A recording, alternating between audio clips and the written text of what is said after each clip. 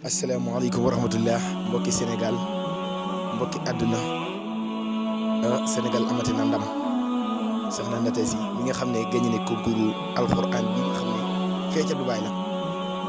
loolu neex na lool ba Sénégalais yëpp war nañoo jóg félicité ko ñaanal ko yàlla mu gën fee yàgg lool ba yeneen ak yeneen topp ci ma ne Sénégal amati na ndam Sénégal amati na ndam. soxna Ndate yal na la yàlla taxawu yal na la yàlla def mag yal na yàlla guddal saw fan yàlla defal la jàmmi àdduna jàmmi àllaaxira mbégte dëgg mi ngi nii mbokk yi mbégte dëgg mi ngi nii concours alxuraan xam ne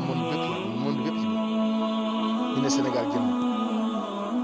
loolu ndam rek képp loolu ak